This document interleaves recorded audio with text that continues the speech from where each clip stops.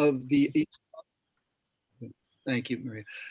I'm going to call this meeting of the East Gloucester Veterans Memorial School Building Committee together. This meeting is recorded by video and audio in accordance with the open meeting law, consistent with the governor's orders, suspending certain provisions of the open meeting law and banning certain gatherings such that an in-person meeting of the building committee is not possible. This meeting will be conducted by remote participation. The public may not physically attend the meeting, but every effort will be made to allow the public to view and listen to the meeting in real time and participate when necessary. And I would also add that all of these meetings are recorded and are available in their entirety on the next, pretty much on the next day on the Gloucester City's website under the IT department. So that being said, Chris, could we have a roll call vote for attendance? Actually, Chris is away. Okay. So I am the runner-up. Yeah. So You got the short straw, huh? well, anyway, okay. So Jonathan Pope. Here. Thank you. Ben Lummis. Here. Richard, thank you. Richard Sapphire. Okay. Greg Catamatori. Okay. Kathy Clancy. Here. Thank you. Donna Compton. Here. Thank you. John Dunn. Here. Thank you. Gary Frisch. Here. Thank you. Matt Fusco. Here. Thank you. Grant Harris. Here. Thank you. Joe Lucido. Here. Thank you. Jameson Manning. Okay. Amy Pasquarello. Here. Thank you. Adam Roselle. Okay. And Kathleen Eunice. Here. Thank you. So we have a quorum and we will proceed. And the first order of business is we have two sets of minutes to approve. I'm going to take them individually because not everybody was here for each one. So the first one is to approve the East Gloucester Veterans Memorial Project meeting minutes of July 8th, 2021. And are there any corrections or omissions?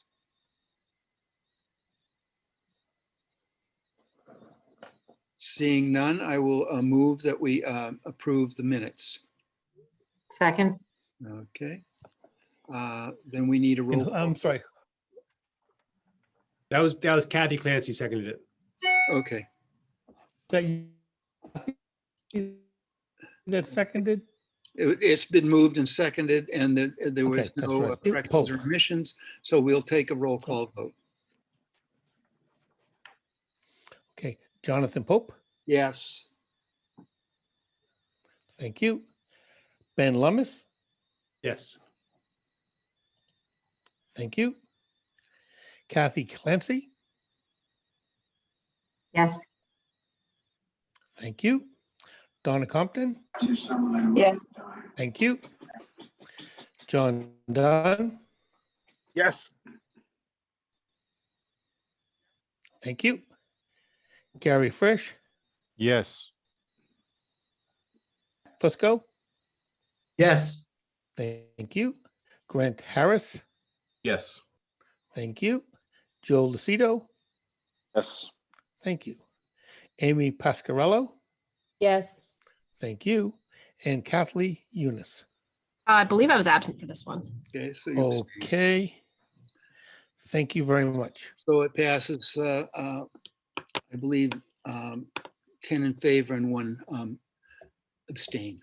And we have another set of minutes, and it's to approve the Value Engineering Subcommittee meeting minutes of July 6th, in which case there were basically only 4 members of the subcommittee. So Mark, it would just be Ben, myself, John Dunn, and Joe Lucido, I believe. Oh, and Amy. I was there. Amy, right. Yeah, so it's Amy, not John. Yep. Okay, all right. You look so much alike, John. We get confused all the time. Okay. I'm sorry, Amy. That's, Well, probably has a Okay, so couple- it's just the 4 members that would be approving these. And again, so I have Jonathan, Ben, Yeah. Amy, and who was the fourth? Joe Lucido. Well, let's see. Joe. Okay, Yes. thank you. All right, so are we ready? Yes, All right, Jonathan Pope, yes. thank you. Ben Lummis, Yes. thank you. Did we need a motion? Oh, Joe Yeah. Lucido. You made a motion. Oh, sorry. These school principals are always on the ball, you know. I So move, I move to approve it. How about that? I second it. there we go. All right. Nice So, team effort. Mark, can you Mark, continue? sorry, start the roll call over again, just to be official here. And, who was the second? I missed It was that Oh, one. Ben, Ben, me. Ben, okay. All right, Jonathan Pope, yes. Mark's connection is not good. The one with 4 members is harder. thank you. Ben Lummis, Yes. okay. Joe Lucido, Yep. yes. And Amy. Lucido. Okay, thank you. Amy Pat, Yes. Mark, you might want to turn off your video. That might help. Because we're having lots of trouble hearing you.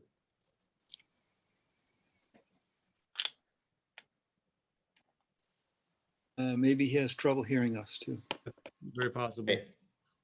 I can Anyways, take over. we that passes unanimously.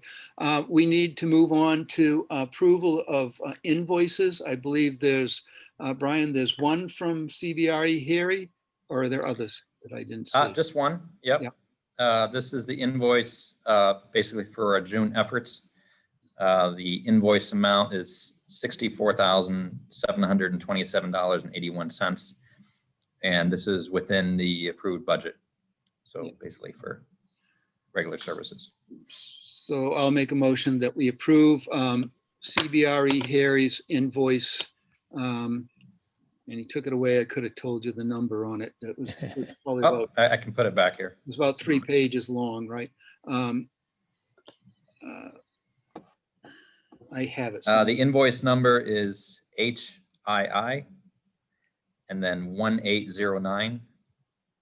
Or I'm sorry, PHIN 0025172. And the amount, I think it's PJ though. Yeah. I J, think- yes. Did I say that wrong? So And the amount- yep, of $720,774.17. No, that's cumulative to date. Oh, I'm sorry, 64,727.81. Yes. yes. Okay, Okay. and I so move. I second. In a second. Is there any discussion? Are there any questions? This is a regular agreed upon payment for the services rendered, correct? Yep. Okay. Seeing none, I will, we'll have a roll call vote. all right, so I will try to see if it works. Jonathan Pope, Yes, thank you. Ben Lummis, Yes. thank you. Richard Sapphire. I'm sorry. Rich is in as an Right, yep. attendee. He's got to be. Okay. oh.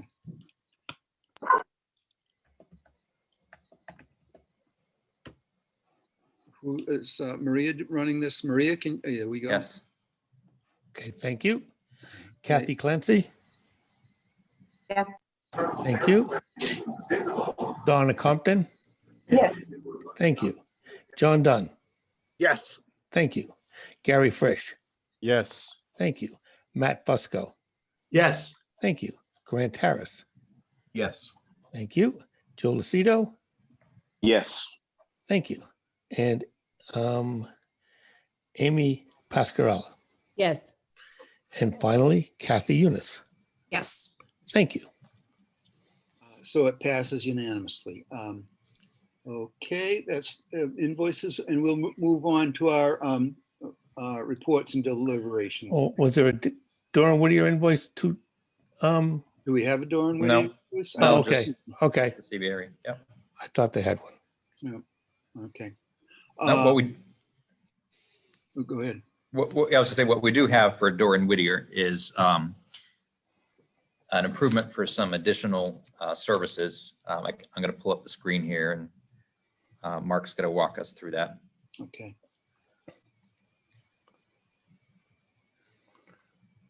Mark, can you see that? Again, Okay. all right, So you so wanna- for the most part, we've executed contract with Durham Whittier. We've had a couple of amendments that have adjusted and added their additional services, their reimbursable services. So what this amendment will do is we've already had the building committee approve the amount for the radon infrastructure design. So that will be included in this, what we're calling amendment number 3. There is a proposal from the geotechnical that covers the geotechnical scope that includes both the geotechnical component as well as the Durham Whittier component. That amounts to about $14,000 more than was in their contract initially. So we're going to add that. Secondly, for the hazardous material, we're going to increase the budget. The budget was 30,000, which, from my perspective was probably a bit low, not necessarily representative of other similar projects. We received a proposal. The proposal initially was in the amount of about $110,000 from the hazardous materials consultant.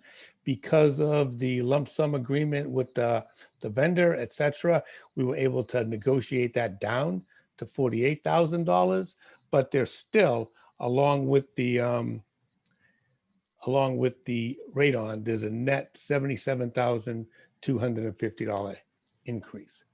Now, also, because some time has gone by and these items are allowances, the reimbursables as well as these allowances shown below, we were able to negotiate with Durham Whittier a reduction to the $30,000 printing allowance and bring it down to 15, which with a lot of the paper-free stuff we do now should be sufficient to cover us. And the site survey, which was initially at 25,000, is going to be reduced by 10,000.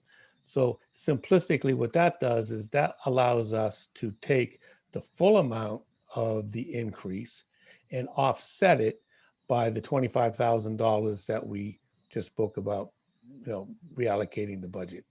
Net increase, $66,250 to be added to the Durham Whittier designer contract. Okay.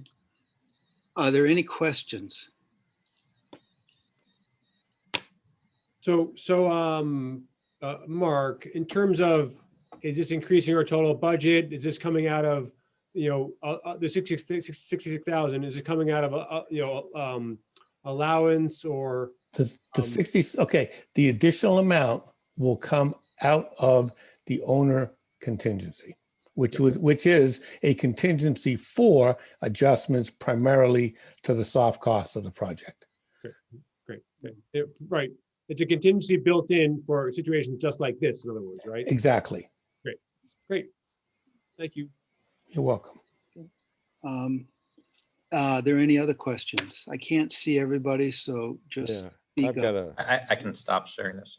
yeah, Yeah. what is the owner's contingency amount? It was, Brian, can you call up the total project budget? It was a pretty good amount of money. It Yeah, was, I can it was a pull fair that up. amount of money, and this is, kind of small change in terms of that total owner's contingency. I don't recall exactly what it is, but it was, far more than we need to cover this. Mhm. So And- I guess, to Mark, Is this reportable to MSBA? Yes, it is. Yes. All right, Yeah, just so everyone knows, every single amendment and every single change order is submitted to MSBA. They do a review, and again, they have their own rules, and sometimes they change with respect to what's reimbursable and what isn't. We give them all the information, they make that assessment, and we've argued points in the past, but just to be perfectly honest, we were generally not able to overcome their initial assessment as to whether it's reimbursable or not. So our owner's contingency on this project was set at 1.7 million. And this is, well, I guess so the radon was the first time we were tapping into that. And that's actually part of this amendment. So we had approved it previously, but it had not been written into their contract yet. So this is really the first time that we're tapping into the owner's contingency for that amount, for the 66, I think is what it was. And just so everyone understands, right, these line items that are set up as allowances, the reason that they're set up as allowances is when you establish the budget early on in the project, you don't really know what they're going to be, right? So it's basically your best guess based on, what you think they're going to be. And then depending upon when they actually start to hit the project, they're going to go up and down, just like we're seeing right there. And there's a lot of those that we haven't looked at yet or haven't, kind of happened on the job yet. And, going forward, we may have some savings on some, we may have some overruns on others, but that's essentially what it's set up to do. And, if we go over in the aggregate, that's when it comes out of contingency. So there'll be accounting going on with this particular part of the our contract anyways, until we're complete. And the 25,000 was an additional service that was added on, that was voted by the school building committee. So that was not part of the original estimate, that we hadn't included that. But because the decision was made to move forward with the radon design, that had to be added. all right. Well, given the amount of granite in Gloucester, I think this is something we need to do. So I would say we should move forward on it. I just have one small question on the geotechnical. Last, 2 weeks ago at Concom, it was, I think, made clear that in sort of their conditions, they're going to be looking for additional borings, and is that included in this, or will that be additional? The test pits that they were asking for are not included in this amount. Not, so they will be coming when we Yes. do them. Yes. Yes. Okay. And again, if they're test pits, that's more than likely by the construction manager, and the material that's found in the test pits will be assessed by the geotechnical engineer. And Okay. again, that's common as well. Oh, yeah. That's No, That's no, correct. So the just- assessment and the report are not included in ours, and the testing will be in WT Ridges. Okay, I was just wondering if they were included, that's all. I know we have to do them. Okay, anything else? So I'll make a motion that we approve the contract amendments for designer services for Dorr and Whittier. Second, Okay, Second. is there any discussion? Okay. Seeing none, Mark, do we have a roll call vote? Yes, sir. Jonathan Pope, Yes. Ben Lummis, Yes. Richard Sapphire. Yes. Thank you. Kathy Clancy. Yes. Thank you. Donna Compton. Yes. Thank you. John Dunn. yes. Thank you. Gary Frisch. Yes. Thank you. Matt Fusco. Yes. Thank you. Grant Harris. Yes. Thank you. Joe Lucido. Yes. Thank you. Amy Pascarello Yes. and Kathy Eunice. Yes. Thank you all very much. Muted, Jonathan. All right. I was hearing noises, thought they might be from my shop. So that passes unanimously. We will move on to our next order of business. And just correct me if I'm wrong, we at our last meeting, we looked at value engineering, and a lot of the items as we went through, it was inferred that they could be put back in as bid alternates. And some of them can't, and some of them could be. And as part of the next submission to MSBA, we've got to list these as, I believe we have to list these as part of what we're going to ask to be bid as alternates. Now, does everybody understand what a bid alternate is? Or maybe Brian, you could just give it a quick little, 1 minute on what a bid Sure. alternate is. That'd be helpful. Yeah, sure. So previously we went through a value engineering exercise to bring the project within the project budget. And the reason we had to do that was because of the soaring construction costs that are hitting our economy right now. So that was kind of the first part. So now the project is within the budget, but as we don't know what the future will bring when we actually go out to bid, we don't know if the costs will go up or go down. What we want to do is set a path that allows us to move forward with the bids as they come in.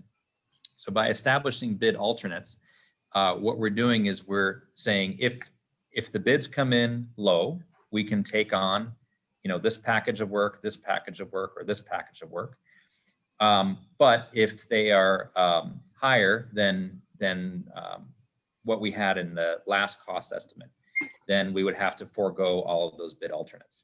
So basically, we're setting up the base bid to be below where we were with the value engineering. And then each alternate package will add that back in. So if we have the cost estimates coming in, let's say $1 million under what we're anticipating, we'll be able to take that first amount of $1 million worth of bid alternates. So what we want to do now is, first of all, make sure that we can agree that these are the bid alternates. And then subsequent to that, we'll need to prioritize them, because when the bids come in, we have to take the bid alternates in order. So it'll be category A will get us these items. And then, then the next one, item number 2 will be category B, and it'll include some additional items. So I don't know if I made that totally clear, but does anyone have questions or is that understood? Well, again, just to add a component to it, what the team here is working to do is hedge both ways.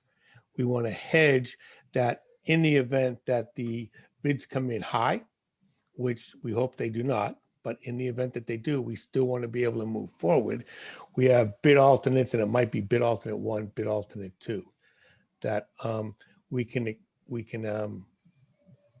accept. Actually, that was the old way to do it. Now we're hoping to get bids in under the budget, because we pulled out some additional scope that Brad will explain in just a moment, so that we're sort of coming in low with the package that'll actually go to bid, to best assure the team that we have a project we can proceed with. And then in the event that we are under budget with the actual bids and the buyout, then in order, we'll add the items back in. So again, the thought process is to protect us in case things do go up, and give us advantages in the hopeful event that things go down. Okay. Amy had a question. So the bid alternate, the order of what comes back in first, is that something we decide as a whole committee or the subcommittee that created the list? That would be something that we decide as the whole committee. Okay, thank you. All right, so I'm not, sorry, Brian and Mark, not quite clear yet. Okay, so, because what I'm not clear on, are we deciding further VE here in a sense, or? So Maybe if I can walk people through this a little bit, Okay. it might Yeah. become a little bit more clear. Great. That's a good, yeah. Let me give a little analogy. Maybe that'll make it simpler. So if Okay. you think about buying a car, you Yep. think of a base model, and then you might add on certain features on top of that. So we're basically saying, where do we set the base model? We don't know how much is going to be in our budget when it comes time to buy. So we're going to set that base model as a little more basic to actually go less than what we had in our cost estimate at this last round. And then we'll just add on whatever we can afford based on where the bids come in. So but you're also saying, just to be clear on this, is that the base model here would go below what we already done on VE. Is that right? That's correct. And Brad's going to go over what items that would include, and that's something that we'll talk about. Cool. But see, the benefit of that is that if the costs continue to go up, we can be in a position where we can still move ahead with the project without having to do change orders later on. Unfortunately, when you try to negotiate a change order during the project, you're not having something that's competitively bid. Right. So that's the primary reason to have these alternates. So now everyone that's bidding on the project is pricing all of these different options, if you will. Okay. So we're going to get the best prices on them. All right. And that's whether we're adding them or whether we're, in this case, because we went down kind of a step, we would have been taking them away. So Okay, is that clear? So I could ask a question. Donna, are you comfortable with that?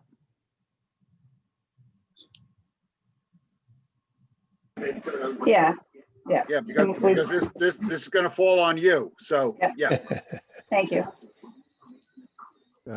I guess the only thing I'm not clear on is the order. I still don't understand the We're gonna order. work on that. So yeah, we're going to go through that, but basically the order is, so again, to go back to the car model, if you're buying a car and you say, okay, well, I have this much money. The question is, okay, so you can spend a little more. What are you going to choose? Are you going to upgrade this item or are you going to upgrade that item? And we have to set a certain order because we cannot pick and choose when the bids come in. Because it's possible that one of these items maybe is a little lower than what we're expecting. So rather than just choosing that one, we have to set ahead of time what order we're going to choose those in. so just to be clear, are we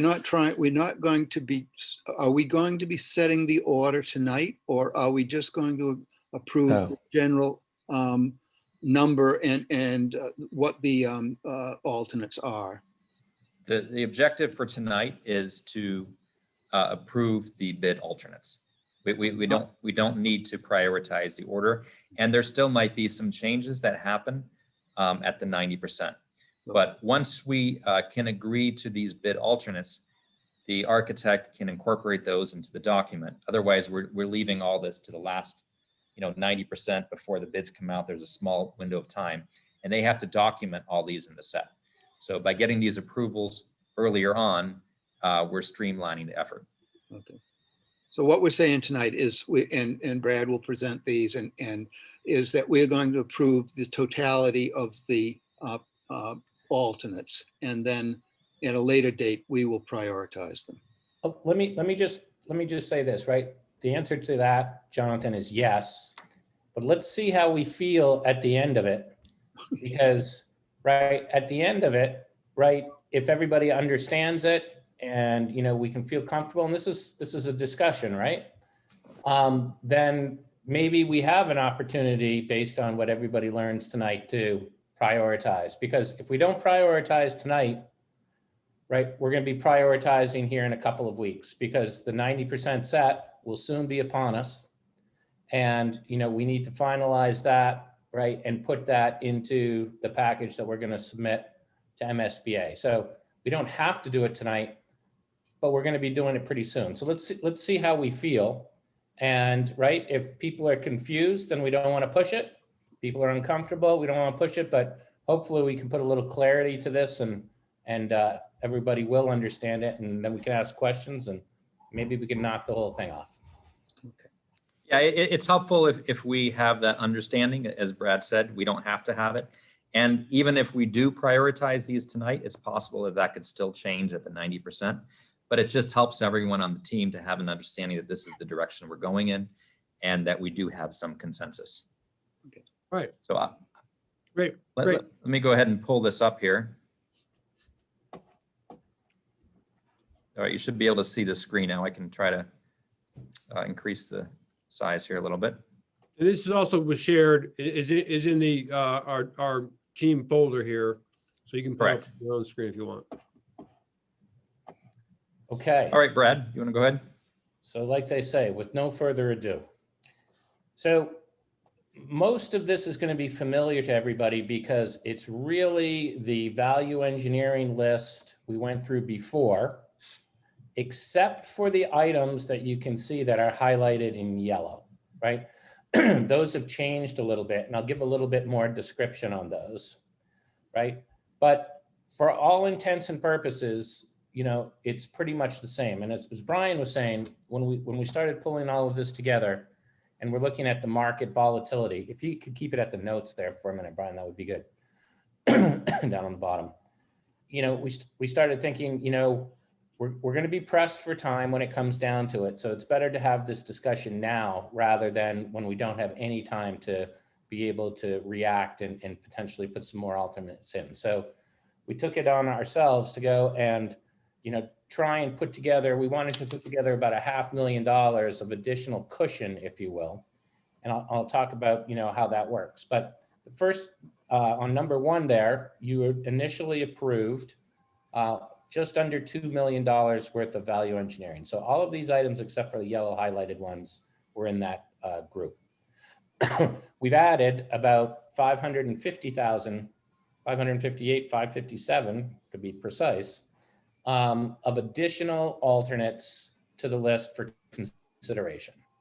And when you go through, you'll see in this gray column, right, what these descriptions are here. You know, the VE in base design, and what that means is that was an item that was already accepted, and it's something that we've included in the design in terms of taking that scope out of the project, and we don't have an alternate vehicle to put it back in. And that just has to do with, in some instances, I'll give you an example. You know, we talked about, you know, doing in-place mock-ups versus doing actually, you know, kind of a designed and built mock-up. And the design team all said that we're comfortable with it. CM said we're comfortable with it. So, you know, there's no reason that you wouldn't want to do it. So that's just move ahead with it because it makes sense. And then there's some other items which we just can't get back to in time. For example, when we talked about changing out the brick, right? We moved to a larger size brick, and there's a fair amount of design and redetailing that has to occur. And so once we do that, and complexity for people to understand when they're bidding it. So on that one, we don't have an opportunity to go back and change that. So that's two examples of you know, items that are now taken out of the scope of the project, and we don't have an opportunity to buy those back through the alternate process. Are there any questions Does so everybody far? understand that particular item and what that means? Okay, we're on a roll. So the next one, right, what we're calling tier one alternates are the columns, right, that are right now, it's alternate 1, alternate 2, and these are the blue columns. For all intents and purposes, these are the new items really that you haven't seen yet. And if you remember when we did the value engineering discussion, right, I always like to say there's very little value in value engineering because we're always taking things away that we have in the job that you liked.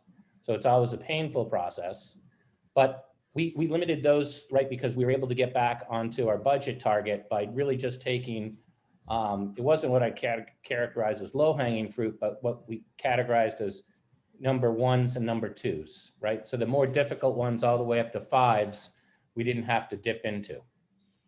So some of the ones here that are in the blue column, the blue columns, alternate 1 and alternate 2, these ones were a little bit more painful, and we'll go through these one by one.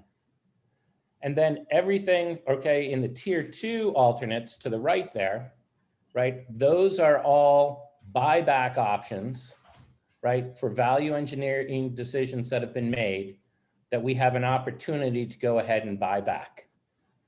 So, for example, let's just pick one there, that the $211,000, right?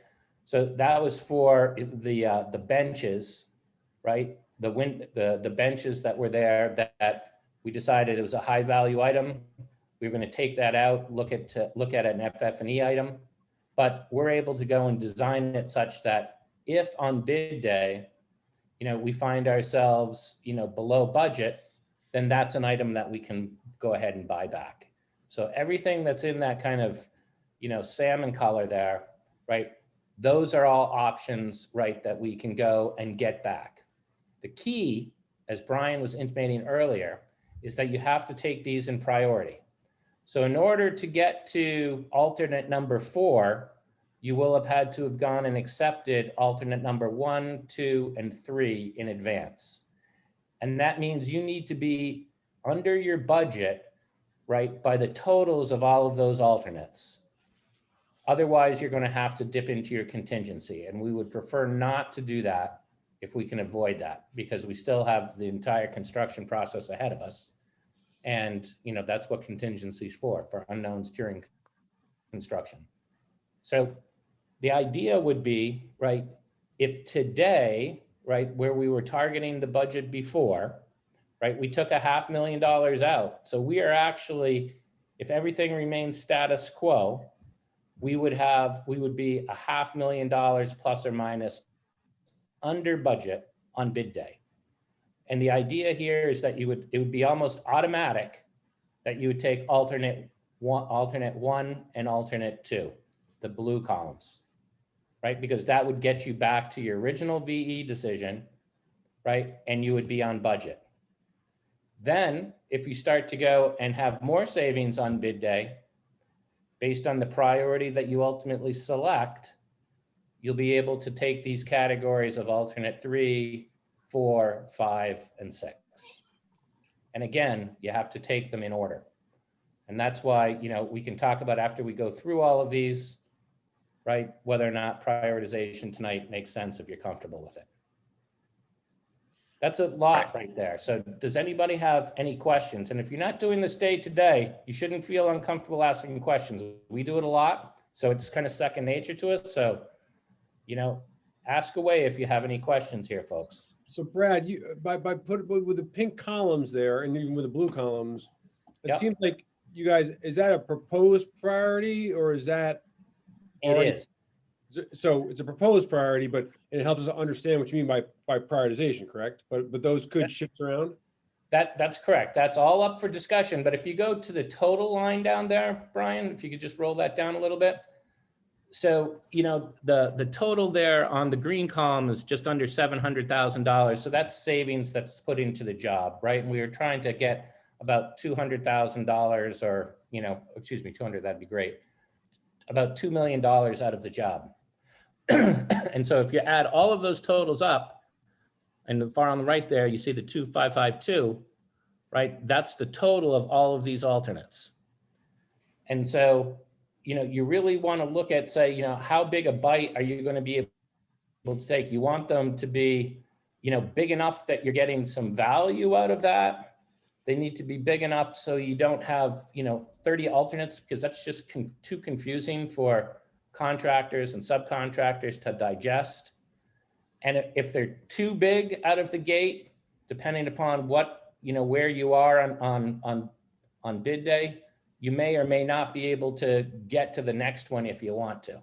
So this is kind of our best, kind of stab at trying to balance out a lot of these, kind of different things that are all in play. And that's complicated right there too. It took us a while to kind of get to this point that, we thought that this was kind of a reasonable, thing based on, what these items are, what the importance that was ascribed to them in our VE discussion, the ability to go and do these things later. So, a lot of these particular items in the whole VE list actually, right, except for the green column, right, are things that if it really went south on us on bid day, most of these things could be put back, with additional funding at a later date. Nobody likes that, right? But the cold hard reality, folks, is when you're sitting there on bid day and if you're over budget and you want to keep the project going, you have to make a decision, right, on what to cut. And if you don't have alternates, they're going to be more expensive to you, and you're probably going to go and have to cut out the same things. That's why the alternate process is good to do, because you're bidding it in a competitive environment. So Brad, could these alternates be brought in, at a later date as we kind of move along in the project and find out that, the contingency is not being, pressed on, and, some things that we committed to in terms of alternates could be expanded? So that's a little bit of a tricky question, John, because, the whole process is why alternates are prioritized from a procurement perspective. And Donna, understands this because has to deal with every day, is to avoid bid shopping, right? Yep. That's why this was put in. So, like taking one out now, right? And then, signing up your construction team, and all the subcontractors underneath, WT Rich, and then coming back and buying that same alternate later with a different subcontractor, it puts in question the potential for bid shopping. So really the answer to that should be no. Okay, thank you. Let me ask a question. So when you award the bid, do you award it on the lowest base bid? Yeah. Lowest qualified bidder. Well, I think this gets to the point. This whole thing is, it's not, I wouldn't call it preventing bid shopping. What it is preventing the awarding authority from trying to rig how they pick the alternates in order to get to, if we pick all three, we get to this other bidder happens to be low. If we skip 1 and 2 and do 3, maybe it changes the bid result, right? So that's why the statute says you have to pick the alternates in order, right? And when you say, how do we award this? Well, generally the way it should work in theory is we would look at how much budget we have and we would decide how many alternates we can accept. And it would be if we decide we can afford 3 alternates, and it's whatever those low bidders are after the 3 alternates are selected, that's who gets awarded, right? And the point is, if alternates are priced differently by different bidders and they have very different values and they were maybe really close on their base bid, the order of who's low might change as you select the alternates, which is the fundamental reason they want you to select them in order. So you're not playing any games, favoritism or anything like that, trying to get to a bidder, right? Now, I will say, Could be wrapping up soon. it's really tied to the file sub-bidders, because all of the non-file sub-bidders are negotiated bids, and we're not really, we don't say we bid shop, but we have room to buy out and to talk about scope. And so the ones that don't affect trade bidders there's probably more latitude, to be honest, to accept those later and to have them keep their alternates open longer. And there's not really any concern or any grounds for a protest. But if you did for a trade bidder, you waited 6 months and then you awarded an alternate 6 months later, but that had you awarded it at the time of bid, it would have changed the result. That's where you could get yourself in trouble. So I hope that's not too convoluted. Yeah, example. There are a lot of there are a lot of nuances to the system. And I think we can talk more about these, but I think we should get started in going through them. So just to take it back to the basic level, I think Donna has a question. I think to make it Oh, I'm clearer, sorry. if you say, so we have to award it on the base bid plus alternate 1, or the base bid plus alternate 1 and 2, or the base bid plus alternate 1 and 2 and 3. So Correct. if you don't pick one of them, you can kind of manipulate that way of who's a low bidder. So that's why you can't go back and do them after. Right. Correct. We cannot choose, we cannot choose alternate 4 and say, we're just going to take that one. We have to start with 1, then go to 2, then go to 3, then go to 4. So to go back to the car analogy, we say, okay, we're going to start with just the base model. And then if we have the money, then we're going to upgrade to a bigger model. And then if we have more money, we're going to add this package, you know, maybe the sport package, maybe the luxury package, whatever. So that's kind of what all these different alternates represent. I have a quick question. Are we going to have to prioritize them within the columns? Are we going to have to prioritize? No, that's one group. All of the alternate ones? We can change them, but that's one group. So it's One like, group. We don't have to pick, you know, one over the other in that column. correct. Correct. No, but if you select that alternate, they come as a package, right? So this idea of you got to accept alternate one, whatever's in the alternate one package, we got to take them all. We can't pick and choose within any of these groups because they need to be either accepted or not accepted. That answers my question. That's as a good. group. Thank you. Yes, so Jonathan, yes, we can move things around into columns, I believe, right? And once we accept the column as an alternate bid, then we're stuck with that. Yeah, you can move everything around now. You have all this. This is what we're trying to do. Once they get in the bid documents and they go out for bid, that's when we kind of lock into the structure. Everything except green. Yeah, and Everything so except- again, except the green. So again, the reason for that is that, you know, as Brad mentioned before, we don't want to have too many alternates where this gets too confusing for the bidders because, you know, people get spooked for different reasons and it's like, oh, you know, too much math, too many different things, too many different variables. They don't have a good confidence level. That's one reason. The second reason is that there's time that's required to document all these things within the contract documents as bid alternates. So for those things that we felt very, very confident that, you know, these are the cuts that we want to take, and we're not estimating or we're not anticipating that we're going to have all of that money available to us. We're going ahead and solidifying that and taking those changes right now. So some of these, you know, that Brad noted are, you know, you make a change to one part of the building, but it affects many other items. And so there's a lot of work that has to go into coordinating those things. So if those things are on our radar right now, or if it was something that we felt like was just the right thing to do anyway, because it was a good way of saving money on the project and we really didn't need to go back on it, those are the items that we have in the green column.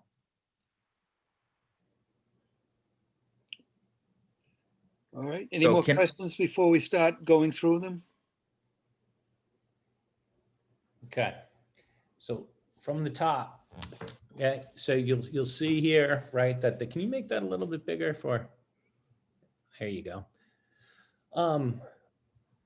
So item C01A, we had talked, this was an original VE item, right? This was the kind of the granite seats that were primarily out in front of the building in that landscaped area. And those are expensive items, right? It's a little over $600,000. And we said that we were going to take that as an alternate, right? And we've actually put this, right, as the last alternate. And we can talk about whether or not, you know, there's another option with that, but we'll wait till the very end. So that one is one that potentially you could go and buy back if you have enough money in the job. So that's why it's a tier 2 alternate. And it's, you know, something that we've already discussed. Any question about that item? Okay. These are all the tier 2s. There are 4 alternates in the tier 2 and then the tier 1, 2. I just wanted to make sure we understood. So it's not alternate 2, it's tier 2. Make sure that was clear. Right, and that's just to help people understand kind of the dynamic here. So the next one, right, is to change out some pavers, right, in the front of the building. This one was, you know, something that, you know, we found a different material, different type of paver. And so we're able to save $38,000 with that. That was approved previously. So we're moving forward with that. There's really no reason not to do it. So that's one that, you know, everybody seemed comfortable with, and no need to go and buy that back because you're just getting a different type of paver. The next one, right, we had talked about, and there was some discussion about this, about the athletic surfacing, you know, where we have some of the areas in the back of the building and in the front of the building where we have that athletic surfacing paint, you know, if you had 4 square and you were painting that on top of the asphalt. We talked about reducing that by 25%. So we spent some time with our landscape architect after that, and we actually think, right, that we can do a pretty good job of getting all of that done, you know, maybe changing the scope up there a little bit, but to do it with 75%. So we just took that savings and put that right into the job. And then the next one, right, is a new alternate. And that would be if we took all of that athletic surfacing out of the job, right? So nobody wants to do that because, you know, that's where the kids are out there playing. But again, right, this is something that, you know, if we have the money to do it, if everything remains status quo, it would be no harm, no foul. And it's also something, right, that could always be done later. So again, this is kind of buying that additional protection on bid day. And, you know, this was worth about $57,000. So we put it into, you know, as a new VE item, right? And categorize it as alternate 1, tier 1, which would mean this would be one of the first ones you would buy back, right? If you're under budget. Any questions on that item? Okay. But I just have a comment. I mean, we can continue going one by one, but it's just, I don't know if it would be maybe beneficial to look at them by, you know, to go by group first. So we say, these are all the things that we've taken out of the job permanently. Turn off my program here, man. Yeah. Okay. I'm going to just keep going because I've got a plan. Okay. Yep. All right. So the next one, right, is in the back play area, right? We have that area that we've always talked about as synthetic turf, artificial turf. This is going to be a problem because my phone's going to ring for a little bit, but we'll get by it. So we're talking about taking that artificial turf out and the drainage associated with that and plugging that in as grass. This is another one that we said no one's going to really like, but right, we're able to save almost $150,000 here. And again, it's something that you could do later. We've categorized it as a tier 1. This is something, if we have money, it would be bought back essentially first round. Anybody have any questions about that? Just a quick one on that, Brad. Would it take a year or so before that grass is usable by the kids? Yes. Yeah, you know, unless we decided, Rich, to try and sod it. But I don't think that's currently, so we wouldn't get quite as much savings out there, but we can run a swab over that. You know, if you sod it, you can get it back quicker, but you're absolutely right. We'd have a time issue there. Brad, are you asking about questions or are you asking about opinions on this one? Questions, opinions? Yeah, so now I'm thinking about a school use and a community use of a play area, okay? And when I think of it in that way, I think of having the most days available to the students and other kids, you know, and other folks in the neighborhood, right? And what we know, as everyone knows here, you know, grass is really good if you're using it some. If you're using it as much as, you know, as we expect our kids to use it, then grass falters pretty quickly, right? So, you know, my interest here is having our kids, you know, being able to be outside as much as possible through the winter, even on cold days, playing outside, and or you know, days where there's rain, you know, in the morning, but not in the you know, after lunch, or you know, when there's snow and it, you know, can be brushed off. So you can't do any of that stuff with grass. So you know, this is concerns me. I completely understand that, right? And again, this is the situation of if it's in the job and, you know, you're over budget, you know, you've got to take something out. So if it's an alternate, currently we would value that at about $144,000. If we had to go and do it with, and it's not an alternate, and ultimately we said we've got to find $144,000, right? It won't be 144 on bid after bid day. Yeah. Right. So that's why all of these are hard. But at this point, we're naming them. We're not Yeah. deciding to move away from them. Is that right? Well, so this is the first alternate, right? So, you know, you can't get a better spot in the pick, right, than alternate number one in terms of coming back. So it's not like we'd have to find another $144,000 somewhere else in the job. Right, right. But then this is, of course, if speculation, what if, who knows, right? Yeah. And Brad, Well- this is new, right? So this is the additional 600,000 item, right? This was not what the group came up with in their first pass to get us to. That is correct, right? And the whole concept behind these items, the vast majority of these items on the blue column, it's additional protection. So if we picked all of these items as currently proposed, you would currently be $558,000 under budget.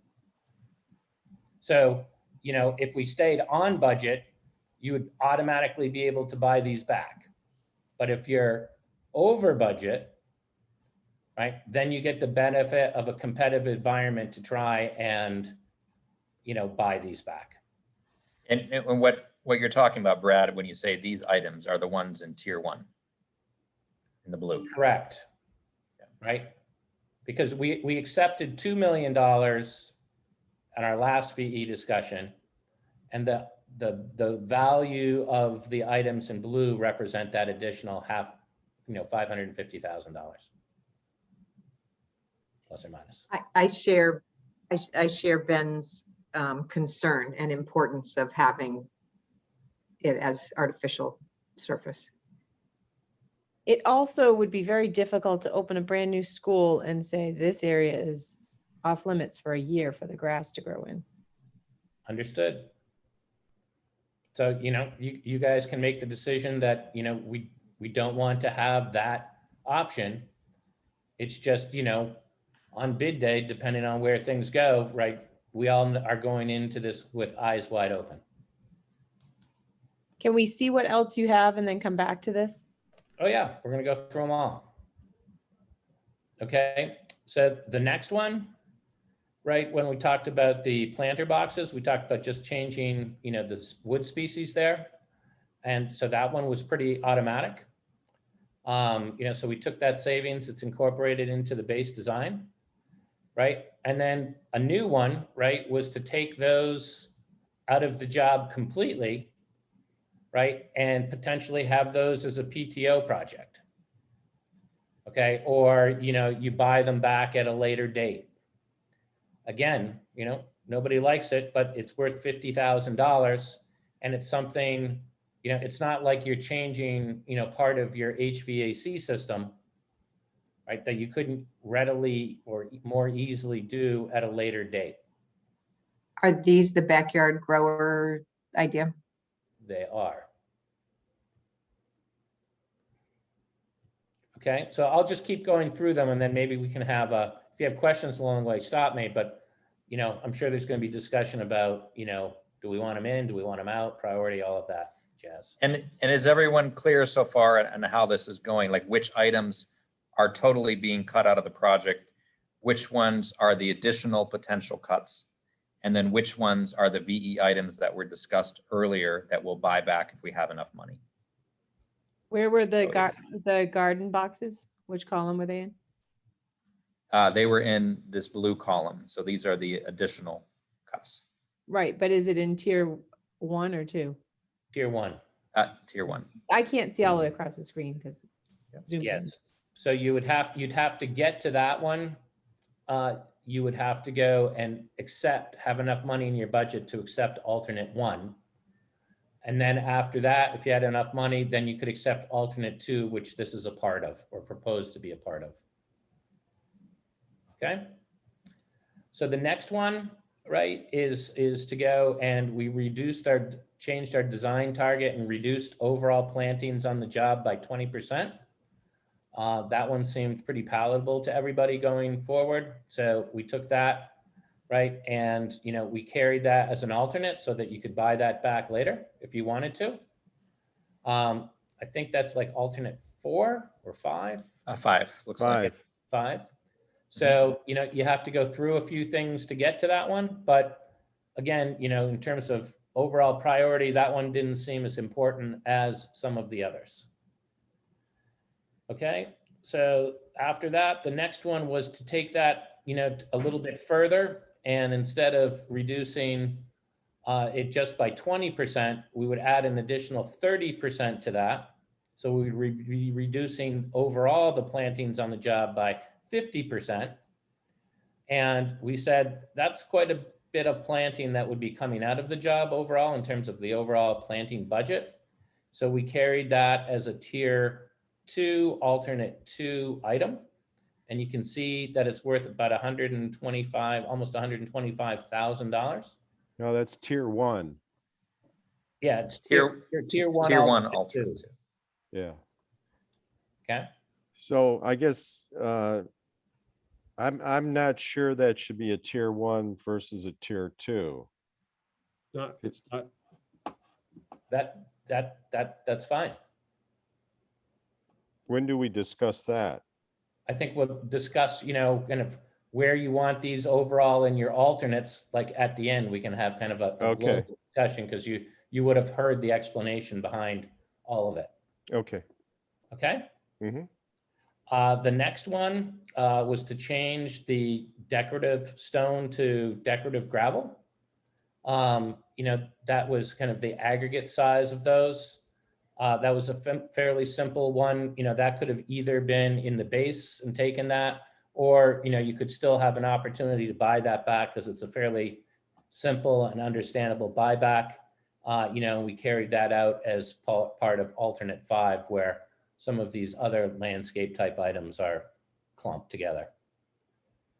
Okay. Any questions on that one? Okay. We talked about, you know, going and deleting some of the landscape boulders out front. You know, everybody seemed pretty comfortable with that as well. We carried that, I believe, also as alternate 4.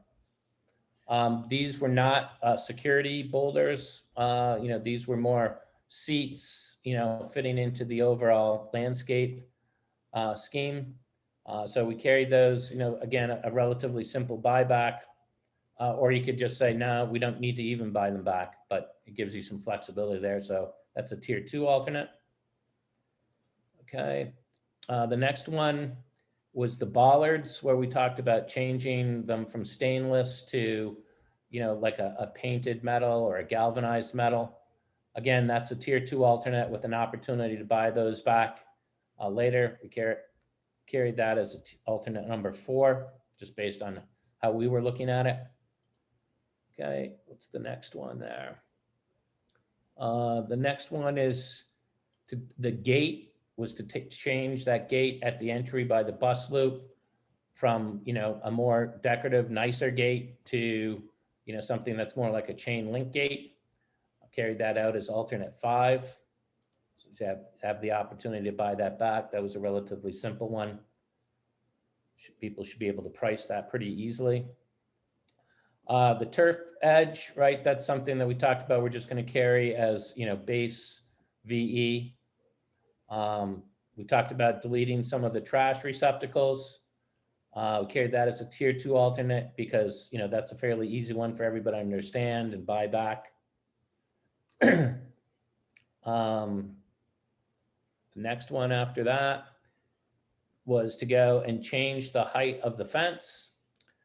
We said all the other fences out there currently 6 feet, no real need to go and make that 2 feet higher than the other fence because there's 2 fences along that in that area. So we carried that as a 6-foot fence and included that in the base design. Okay. So moving down to the next one, some of the base stone on some of the exterior columns. We talked about changing just the material there from a granite to something that's more like an Arris craft or similar type of cultured stone. Everyone is pretty comfortable with that, so we included those VE savings in the job. The next one, okay, was, Did we talk about the crushed concrete? That was accepted as well. oh, sorry, missed that one. Yeah, so that was just changing, some of the sub base there underneath the building and in some instances underneath the paved areas from a structural fill to crushed concrete, which is perfectly acceptable. We talked to the geotechnical engineer about that as well. So we have some savings there. That one was pretty automatic. And then I was talking about the granite bases, right, versus the Ariscraft or, other type of cultured stone product on some of those exterior columns and along the base of the building. Everybody seemed pretty comfortable with that. So that's included in the base design. The brick, we changed to a larger utility type brick. So this is an example of one where we included that as a VE item, right? But to go and buy that back is relatively complicated. There's a fairly big ripple on that. So as we talked about that on the first pass, right? If we were going to do that one, we kind of all agreed that we're going to accept that as kind of the final condition. So that's included in the base design. I'd mentioned earlier about mock-ups in place versus actually building a mock-up. That one's pretty automatic as well. We talked about changing the coating material in some of the stairs, right, from a ground face CMU to painted CMU, painted filler, and then epoxy. Everybody seemed comfortable with that. It's a little bit more back of the house. The next one we had some discussion on, which was the built-in window seats throughout, and either looking at transferring that to FF&E, which would have, an impact on your FF&E budget and picking something else that would fit in there, or that was, a fairly high priority item for you. So we kept that as alternate 3. Okay. The next one was pretty much automatic. We just changed out a tile type here. No one would be the wiser for that one. The next one is delete the exterior walk-off grates. This is a tier 1. I think this is actually a new item to take that out, if I remember correctly. So I neglected to highlight that as a yellow item. So that item is, we have walk-off mats and walk-off grates on your entry points, and this is on the exterior portion of the building.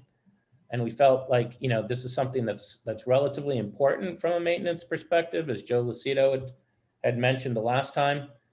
This is something that, depending upon, again, on bid day, if we have the money, we can buy it back. So it's a tier 1 item. Okay, the next one,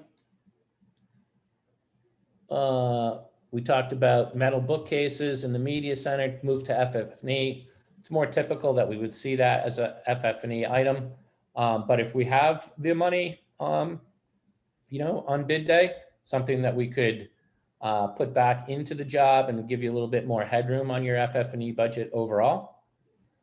The next one is to replace the pocket doors with regular swing doors. We like that overall as just a better solution to some of those small group rooms. So we put that into the base design that was accepted previously. The next one, right, is a new item.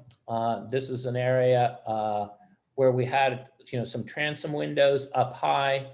And on this particular one, it actually really didn't make sense to have it there. So that was just kind of evolution in design. But since we're talking about VE, we characterize it here as a VE item. So we're putting that into the project and picking up about another $7,000. And then, this one right here is also a new one, is to change the finish, the floor finish from an epoxy floor finish, which is, very durable finish, very good finish, to an MCT or an LVT tile. So it's, more the tile that you typically see, the 12 by 12 tiles in schools, older schools. Now we try and go to linoleum. But we would go and put that material there in lieu of the epoxy. But we would like to try and buy that back given the nature of the program in that space. And then finally, these last two have to do with changing out some of the electrical switch gear and, kind of higher on the totem pole, not primary stuff, but not distribution, right, from copper to aluminum. We worked that through with the electrical engineers. They're good with it. We explained that last time. So we've included that in the base design. So when you add up all the base design items, there's about $700,000 that we have now got included in the base design with no alternate buyback option. And then the next two in blue, as we said, represent about 550. And then the balance, okay, which are all the ones that we spoke about before, right, are included in that kind of pinky salmon color. So now I guess we can have a discussion about, priorities, whether or not, having that extra $500,000 cushion is worthwhile. We think it is at the moment, given volatility, but the floor is open. Okay, so I just would to just be like clear, to, go ahead. I was just gonna say, just to be clear, what we're doing here is, what's before us is that we can approve this as the possible alternates without prioritizing or moving them around within columns. Or we can try to move them around within columns and approve the whole thing. But we need to approve the whole thing somewhere within the next couple of weeks. So we can either do the work tonight or we can do it 2 weeks from now if people are not comfortable with the solution tonight. Just, okay, Ryan? Yeah. The first thing I was just going to say is, are there any questions about the specific items themselves, but regardless of what category they're in or what the price is? Brad went through kind of explaining them, but I just want to make sure that everyone understands all of them and see if there were any outstanding questions. Okay. All right. So as Brad indicated, these items in the green, we feel are advisable to accept as part of permanent cuts to the project. So I think the way to look at this is, is there any objection to these items becoming permanent cuts regardless of where the bids come in? Those are mostly the original value engineering. I mean, there was one or two added, right? Yes, this one down here about the transom. Yeah. But I mean, we Yep. kind of all agreed to that column last time, correct? Correct. Okay. Just making it, very clear that there's not a buyback option here via alternates. Okay, so that's great. So I think, that's good to have that established. So now the question is, if we imagine all of these things out of the project, what is essentially the most painful? What would we want back first? Yeah. I'd give you my top two. The field is the biggest hit, Okay. and then the window seats. Okay. The field is alternate one, and the window seats Is in the third column. It's pink. Okay. So you feel like that one should be moved? I don't know that it should be moved. Those are the two that I think Well, close in the overall design. for your opinion, you would want that moved over, because as soon as additional money came available, you're saying that would be the most painful cut. So therefore you'd want that back first. Yeah, I'd just like Not to, the window seats we were talking about putting in FF&E. That was on the value engineering. I agreed to it then. I'm still agreeing now. When we did that, that would have been my top thing to come back. But the field wasn't on the line then. So the field is more, in my opinion. Okay. I agree wholeheartedly with Amy on that. Okay. So the field and the window seats, it sounds like those are the two strongest ones so far. No, I think that Gary was trying to move the plantings to reduce the likelihood that they would be saved.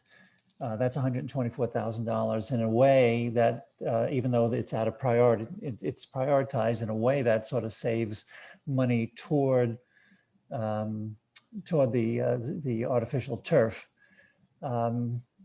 I think the other point I want to make, and this should not be habit forming, but if push comes to shove, is it possible to consider a small percentage of the contingency to ensure that the artificial turf does not get removed?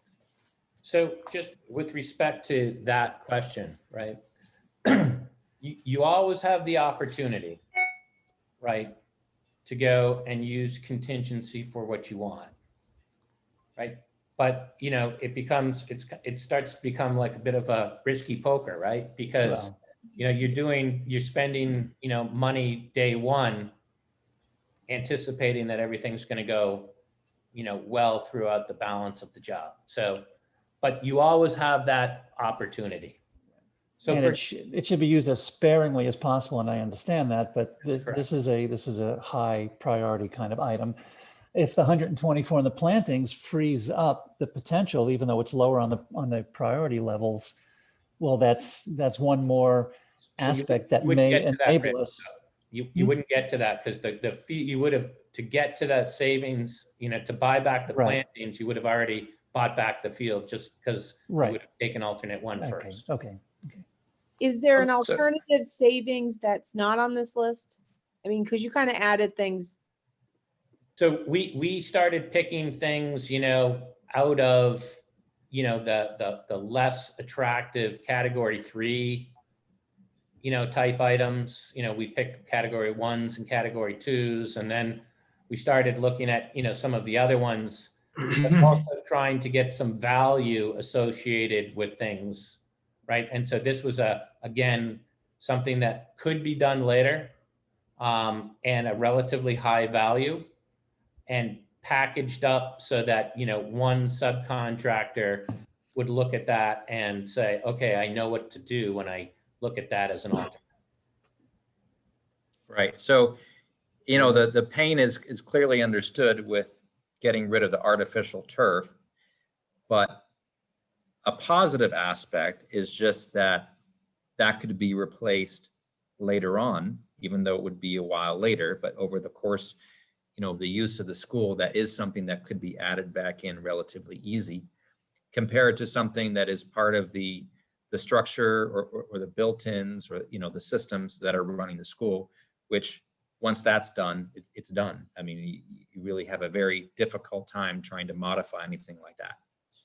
Yeah, can I just, go ahead. Sorry, Gary. So what, I guess I'm struggling with the field as well.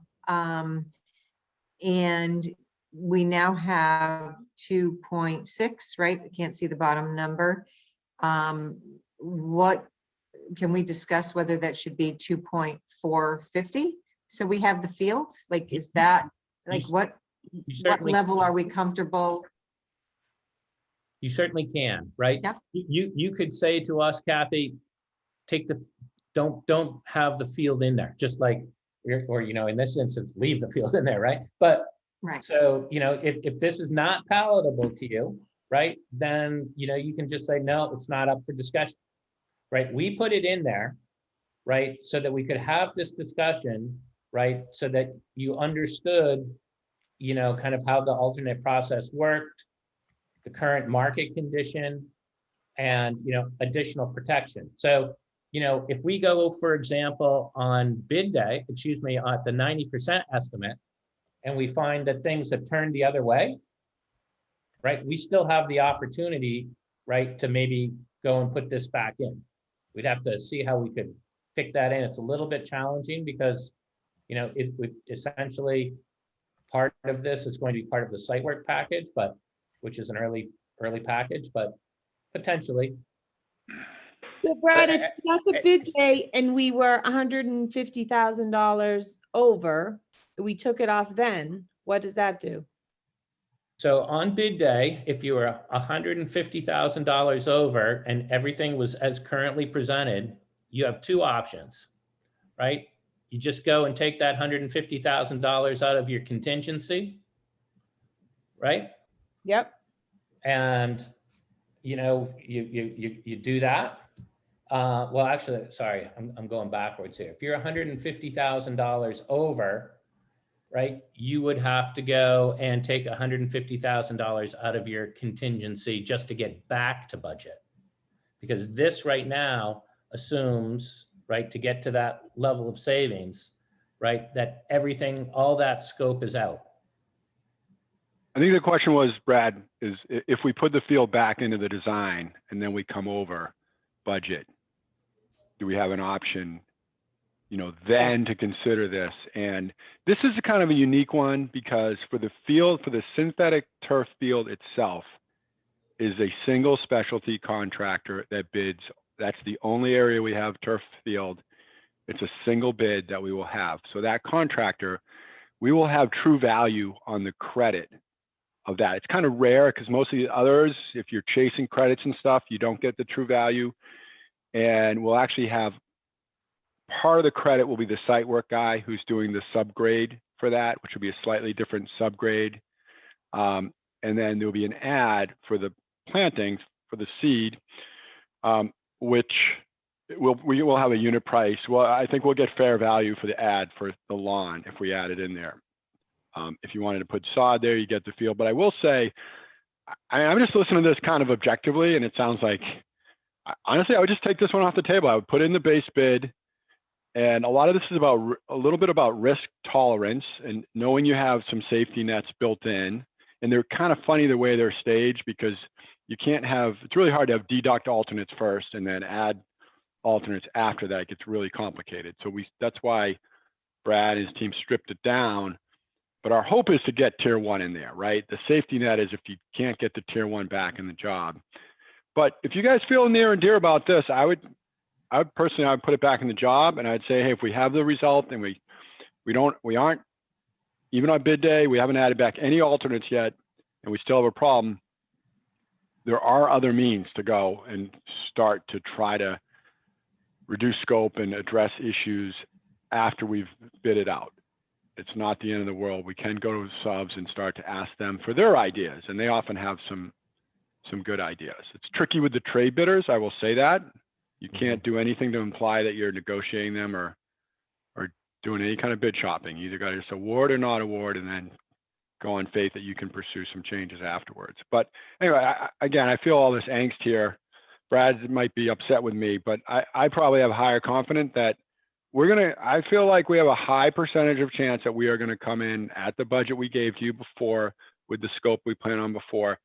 But it is good to have this safety net, right? So this would be a big chunk of the safety net going away. You might just end up with the alternate 2. More or less, this is most of, or big chunk of the alternate number 1, right, Brad? Most of it? Mm-hmm. Yeah. You covered all your bases. Yeah. Sure.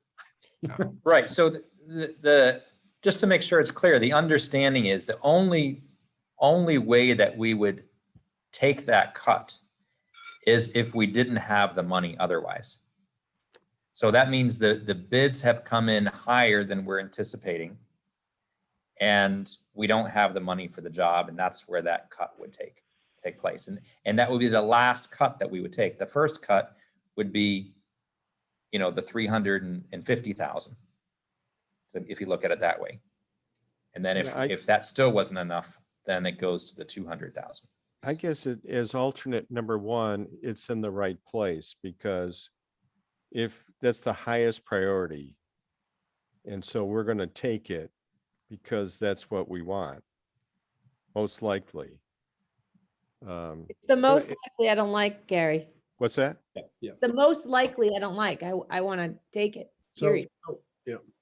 So the question here is not how much we want the turf field, because I would be appalled to be standing there dedicating the new playground for Joseph Matos in front of all those people with a substandard field that really wasn't ready to be used by anybody. That would be horrifying politically. So the question really here is there something else, or are we willing to take this money out of the contingency if need be? not how much we want it. I don't think there's anybody here that says that we don't, we don't want this. It's just a question of if by chance the bids come in higher than we hope, this is part of that $500,000 that they said is beyond the cuts we've already made. So Correct. Yeah. So yeah. Sorry, Jonathan. Sorry. Good. I'm just saying I am very torn here, but because I don't know what the best approach is, but ultimately, if we put it in the alternate, all that means is that we have the opportunity to eliminate it if we are backed into a corner by how the bids come in. So just to be clear, right? It would not be in the job, right? And you would be trying to buy it back. Right. That's the whole thing with the alternate. So I'm, with this consternation, right? I guess I'm as much as I want to, have as much protection in there as possible.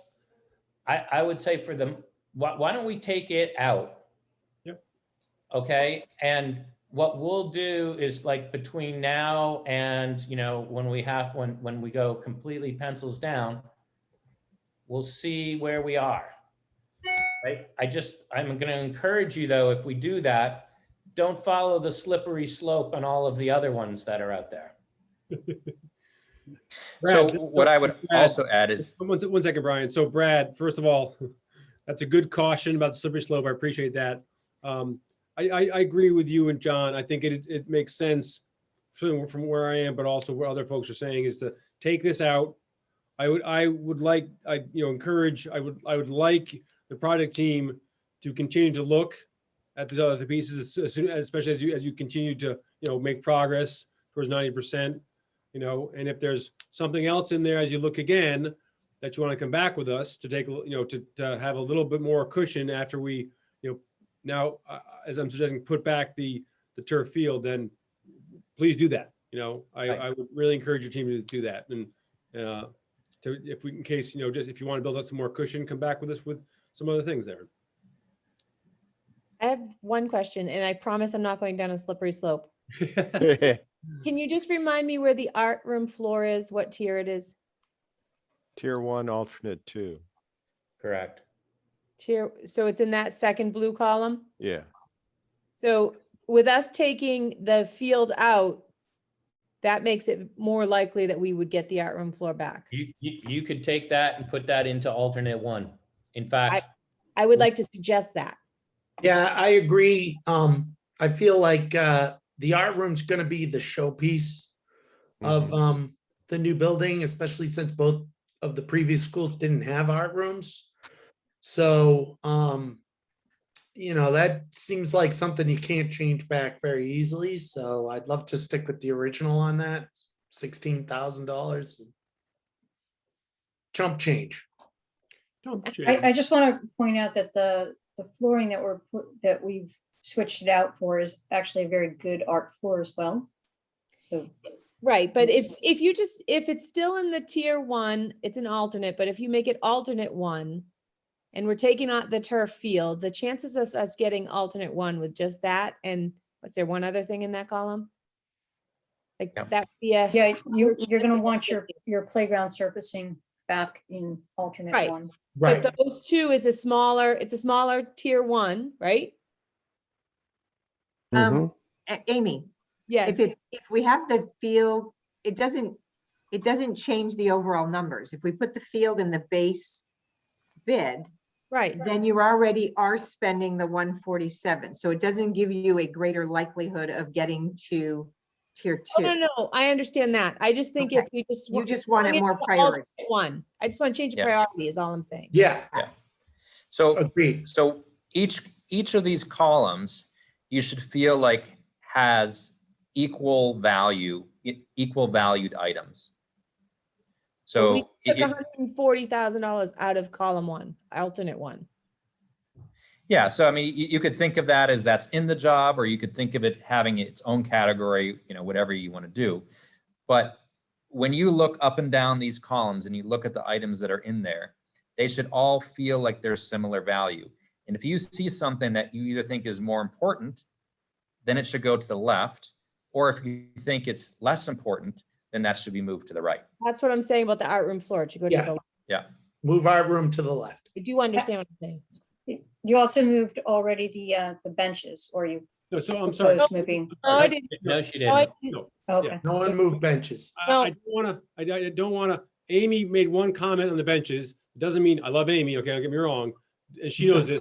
It doesn't mean it goes to the left all of a sudden, okay? I didn't even suggest for it to go to the left. I just noted that it would be missed. Yeah, let's have more discussion. So other folks, any other folks want to comment on the art room floor going one column to the left?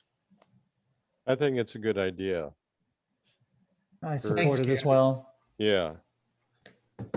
Thanks, Rich. Okay, so far we Thank you, have, Matt. Else in the blue Two. columns, do folks want to discuss? Yeah, Yeah, I do want to just- discuss the plantings. I would move it to the right. That's my opinion. I don't think, And so say more about that, Gary. I just think if we wanted to add plantings, we can always do it at a later time. Why, this is a good item to not buy back right away. Only if we have a lot of money. You're saying the plantings, like the plants, not the planters that backyard growers would use? Yeah, correct. Just want to be clear. Thank you. Yeah. Yeah, I mean, the plantings, right. I've had a house for 20 years, more than I guess. And we added more plantings this year, I mean, that's the approach here that you're suggesting, Gary, not waiting 20 years. You're not suggesting 20 years, but we can add plantings at any time. That's your theory, right? Yeah, Um, correct. Brad and others, does that theory holds up in my house? Does it hold up at a school? So we're gonna want to have, like a baseline set of plantings. We're gonna have, some plantings that are gonna be required, as Concom. You're gonna have some plantings that we're gonna be working as, kind of screening, buffer, border. The idea here was we broke it into two parts. And so even, I think the 50%, the balance of the 20, right? So it's 80% of what it was. If you don't, where is that second alternate? So it's 100. so we're reducing by 20 and then additional 30, Right. Yes. a total of 50. So you're taking that 20 doesn't come back to you until alternate 5. Right. Yes. Right. But to get to 50, right? We would be Yeah. taking it out as part of alternate 2. To get to 80. Yes, sorry. To get to 80 would be alternate 3. 50's Is what's already in there. proposed. Yep, Right. 50's in. So folks, thoughts on that? What Gary's suggesting, moving, sort of lower prioritizing the CO6A, because we still have 50% in the budget, and this additional 30% still could happen as we move forward, into in time. Where would, Ben, I guess my question would be is where would that money come from to buy back these extra, what we lost for plantings? Like So I'm just, these are just general categories of funding, okay? That Like from the municipalities school? use, right? One is we have a capital budget, each year to year that's obviously can fluctuate, but there's a capital budget within the schools. There's perhaps some sort of capital budget in the city, but I don't have any control over that. There's grant funding, there's donations, there are, there are grants in a whole variety of ways, and especially in this sort of area. So it's the typical usual suspects in terms of funding, but it's, it's the sort of thing I think can be done over time, year by year. So you're not putting a $80,000 expenditure, 1 year, but that's just that's. Would you consider flipping them, that you would move the 20% to alternate 2 and the 30% further out, like alternate 4 or 5?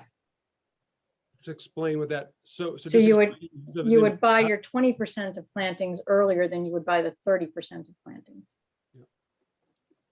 It's interesting. I'll say that 50% is going to be pretty lean, Yes. relatively lean. But everything you said about the opportunity to buy, excuse me, to do it later is absolutely correct. Because let me just throw something in here, is for me, I want to build on what Amy said. The built-in window seats, unlike the landscape, if those are out and aren't built when the place is built, we're never getting back. You know, we're not building them within the building 2, 3, 4 years from now, right, Brad? That doesn't happen, right? I'd say it's probably unlikely, right? So for me, you know, in this conversation, I would tend to move, you know, the 211 one column over and the 124 one column to the right, you know, the 211 one column to the left, 124 one column to the right. I can't quite process yet Michelle's suggestion there about the 82,000 versus 124, but what Michelle, I think, was saying is that you would get back 70%, right, instead of the 80%.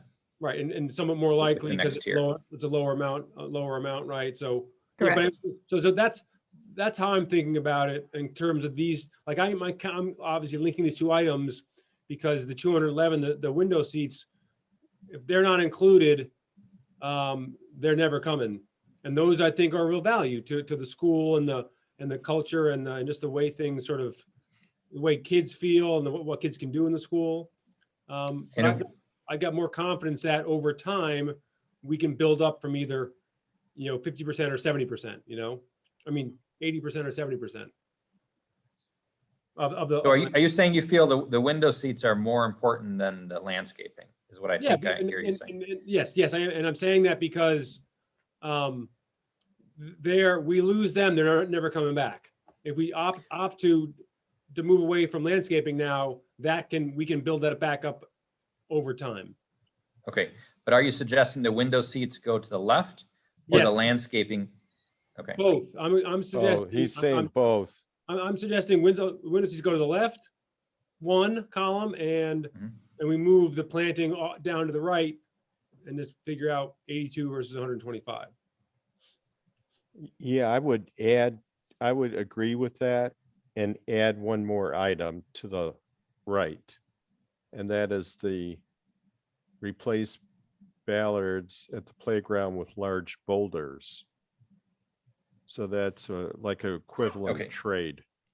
All right, so let me make sure I got this. So the window seats, right? Instead of being alternate 3, those would become alternate 2. Is that correct? Yes. That's the theory right now. Yes, that's a Okay, suggestion. let me just make sure. So that would be alternate 2. The plantings we said instead of alternate 2 here, I believe, or where are they? Here, would become alternate 3. Yes. Okay, and then the bollards. I would move them over to 3 instead of 2. Just move I'm them just looking 1. for them right now. Where are those? C11A. The 11A, okay. So the bollards are now alternate 2, and those would be alternate 3. Right. So how about some more discussion from folks in the building committee, just your thoughts on any of these things? We've just thrown a few different options out there. Comments, suggestions, thoughts?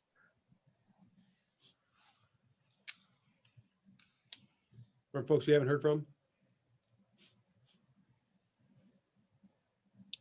I think, you know, there's a lot here, Ben, and I'm pretty sure that I'm hoping that somebody's keeping track of all the suggestions.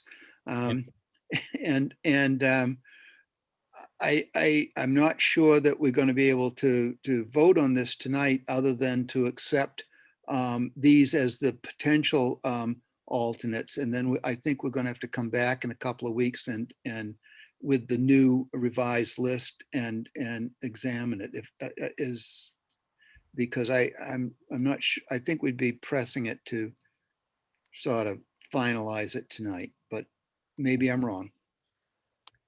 I mean, I'm willing to stand down after we just finish these few items here. There are not other ones that I have that are of specific importance that I want to shift around. So we may be able to, I haven't given up yet, Jonathan. Okay, well, I'm just saying, are we capable of making these changes and presenting them tonight in front of us so that people can see what they're voting on? I'm doing these on the fly right now. Yeah, Right. okay. We'll do a confirmation. I'm doing it in a spreadsheet. So And you could share your screen then, right? Yeah, Since I'm you keeping have that track as spreadsheet. well so that Yeah. we can compare but I lost track of that the 30% reduction for the planters moved to alternate 3. Is that correct?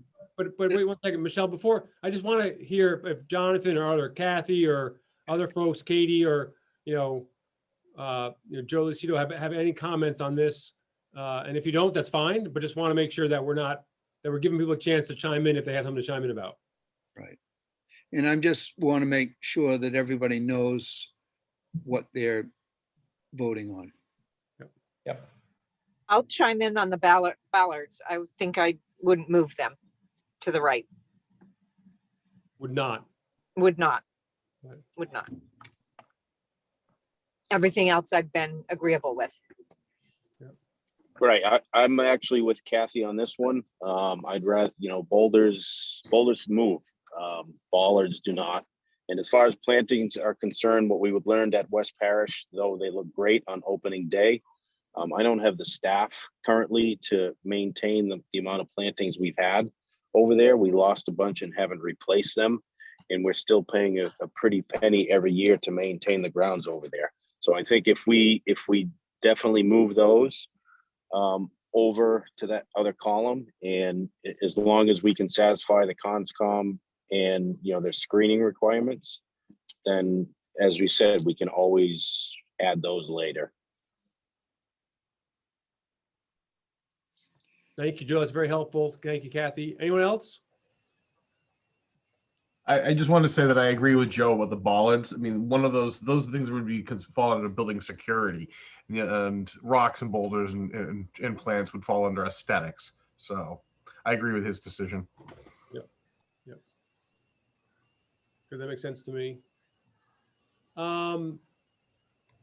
So let me suggest this. I'm going to just build on what Michelle said and also building on what Joe said.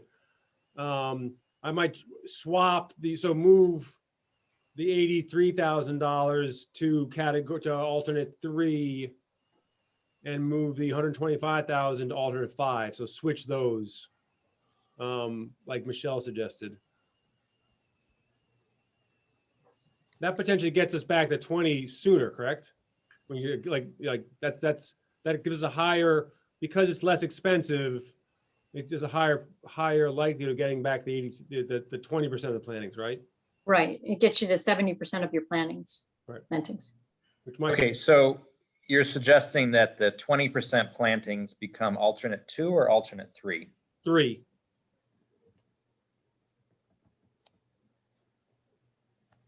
And then the 30% plantings become alternate 5. Yep. And then we leave the bollards where they are.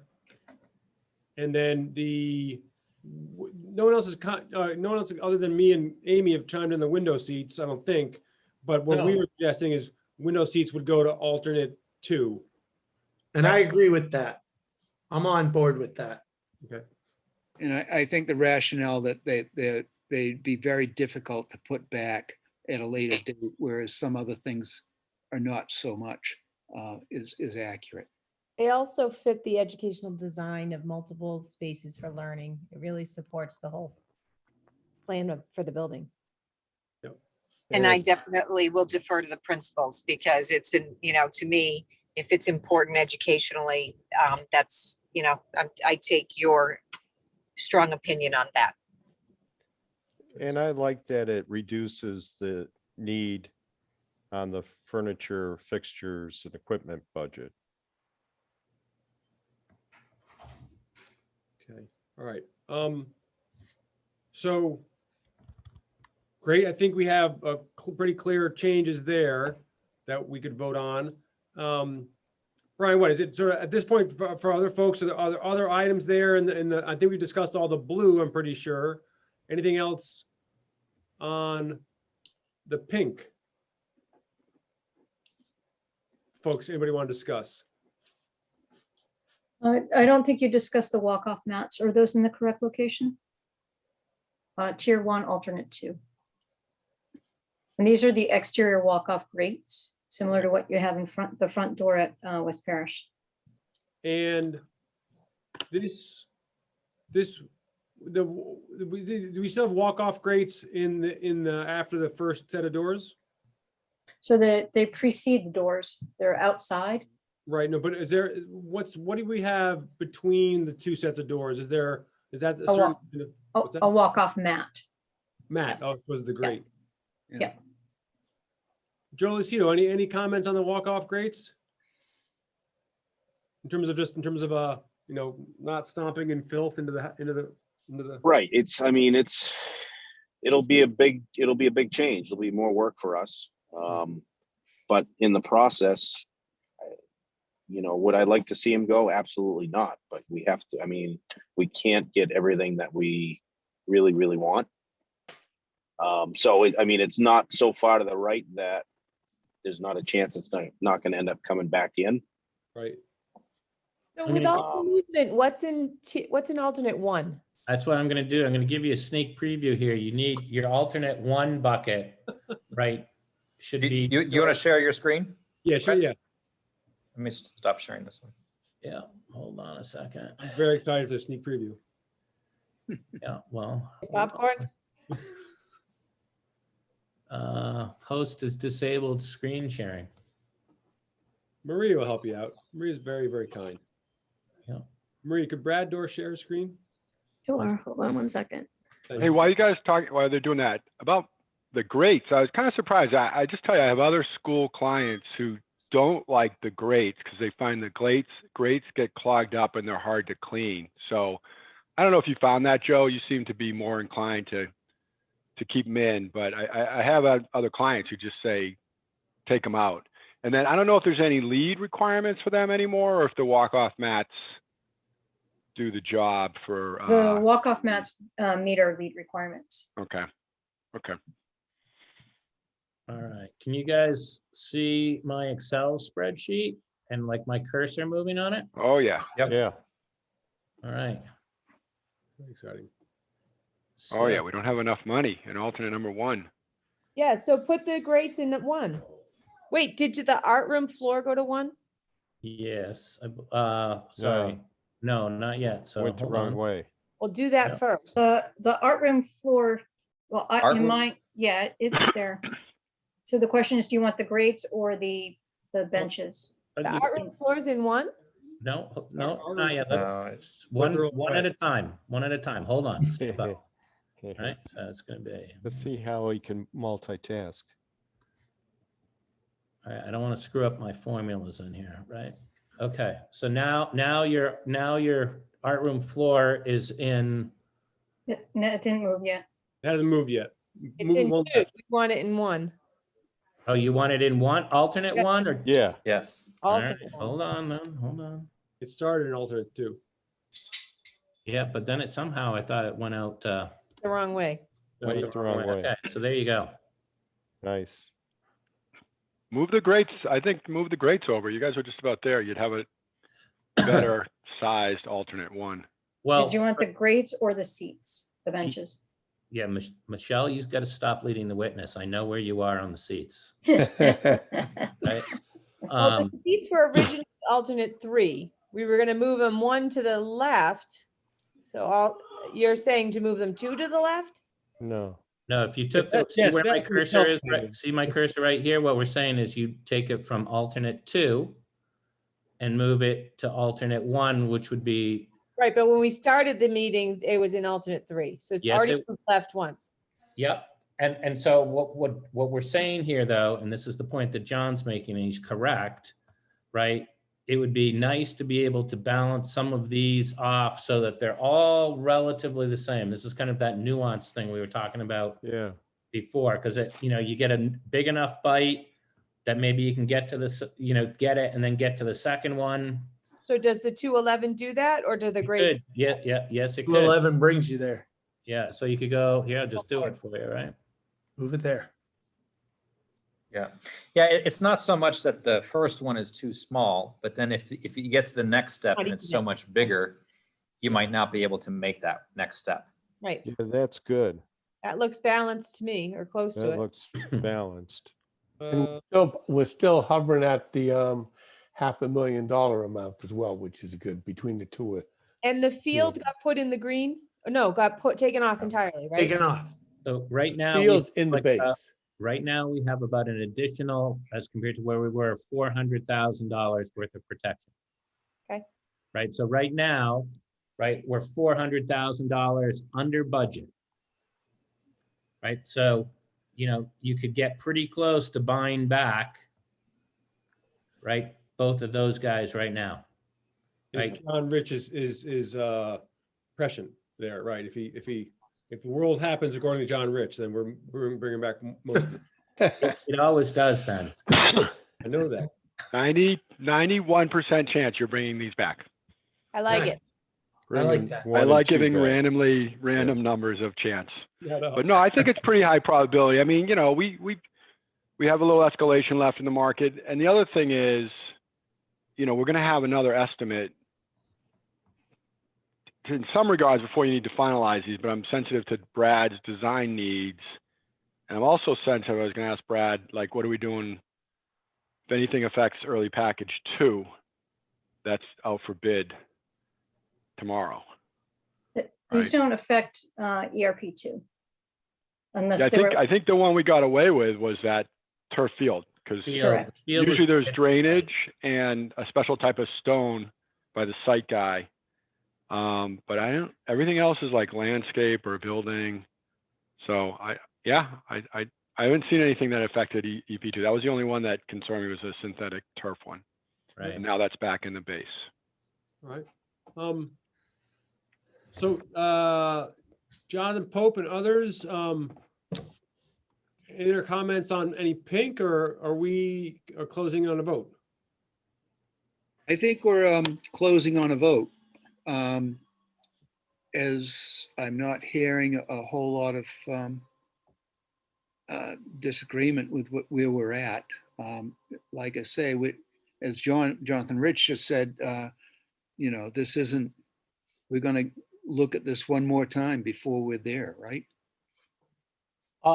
We are. Hopefully we're there, but Yeah.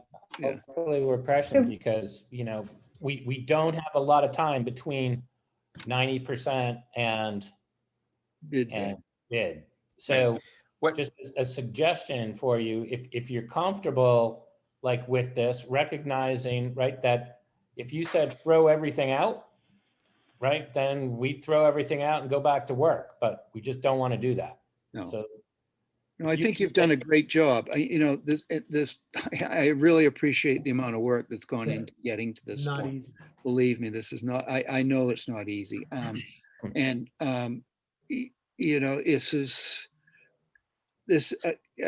just trying to say that this is where we are today. This is where we hope we're going to be. It's not written in stone. Right. Right. So where we can go from here is if we come up with some other ideas that we haven't thought of already that could make it on the list, we could add something to it. And then the other thing is, before we finalize it, if there's a change of heart with the order, moving something from one bucket to the next, that's something else that we can do.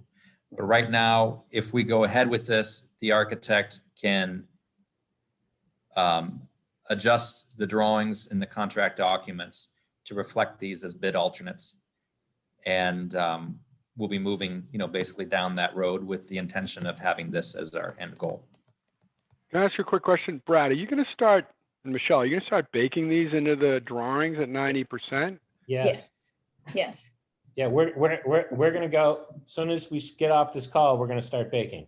Yes. All right, so I'll just say that for you guys, it gets really messy if people say, oh, let's move things around after they're in the drawings under alternate number 3, and alternate numbers get mislabeled, and one sheet they're labeled alternate 3, the other sheet's labeled alternate 4. From an estimating perspective, I'm fine if you just give me the list narratives, we can estimate it. But you want to probably progress the design, right? So you need to, I just kind of wary of that risk of things jumping around on you, a few weeks from now.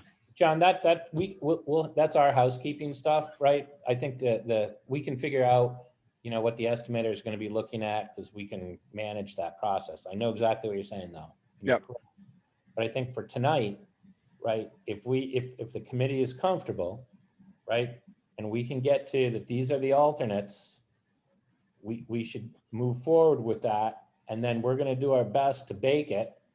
And then we will go and, if we're not 100% there for the 90% stuff that we have to estimate, we'll work that out with Sunny and Peter. Perfect. I would really like to try and land here. Yeah, I think it's a good list, and I think you guys put a ton of thought into this. I actually don't think the team will end up deviating much unless the budget dictates some kind of change, right? I don't think it will. Okay. John, So- I appreciate what you're saying, because we are sending out for estimating next week. Yep. So, we'll do this as best we can. Brad, could you just go down the list of alternate 3, alternate 4, 5, and 6, so that everybody just has a full understanding, because it's hard to see that, and then we can put it all into the baking, Sure. because So- we did 1 and 2 already. Yeah, so what would be included in alternate 3, right, would be the buying back the additional 20% of plantings. So that would get us to 70% of our original planting scheme. And then if you go down here, right, we're talking about, right, moving the metal bookcases out of FF&E, right, which is what this is suggesting, and then back into the job. So this gives you a little bit more headroom on your FF&E budget. And those two total just south of $190,000. Everybody understand that one? Okay. So the next one, right, in alternate number 4, right, is to remove those landscape boulders that are currently shown in the front of the building, right, in that kind of terrace type area, right? There's some seat walls, right? Those granite plinths are no longer there, right? So by taking these out of the job and not being able to buy them back, right, there aren't a whole lot of, kind of seating areas, but you can always put those back in later. And then the next one, right? We're buying those back, right, Brad, at this level? That's correct. We'd be buying them back. Okay. All right. And the next one is the materiality question of the bollards that are along the colonnade and the front of the building, right? Bringing those back to stainless. I'm sure Mr. Lucido likes that. And then the other one is to buy back the full complement of benches, where right now I think we have 6 or 8 that were still in the job, and we'd be buying back an additional 4. All right, and with that, right, that gets you to about $168,000. That rounds out alternate 4. Right, the next one, okay, in alternate 5 for 100. Are we okay so far, everybody, just with those last 2? Okay. So now moving on to alternate 5, right? This is the buy back the full amount of your planting budget, right? So that's the additional 30%. And then the next one, right, is the decorative gravel, right? Is to take that and bring it back to the original aggregate size. This one right here is the fence, the gate sorry, at the front of that building to make that a nicer gate instead of the chain link gate. And this one right here, ooh, sorry, it must be. Okay, is the trash cans, the trash receptacles. Right, all of those come to the total of about $221,700. And then finally, right, these are the granite plinths, right, those seats that are, you know, in that front area again. And that's the only one in alternate 6. So I had a question about the trash ones. Did we decide to take the trash receptacles off the site, or did we want completely forever, or do we want to keep those as a buyback?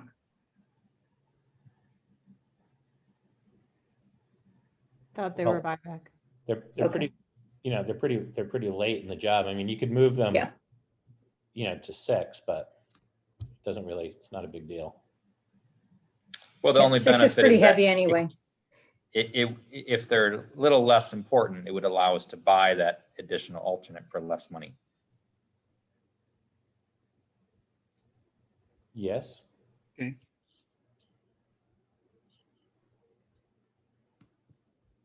Okay, so I'm going to shrink this back a little bit. Okay, does everybody understand where we're at? Are there any questions before we make a motion and vote?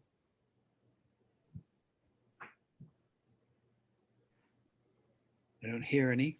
I can't see everybody, so I don't hear everybody. You want me to stop sharing here? Hold on.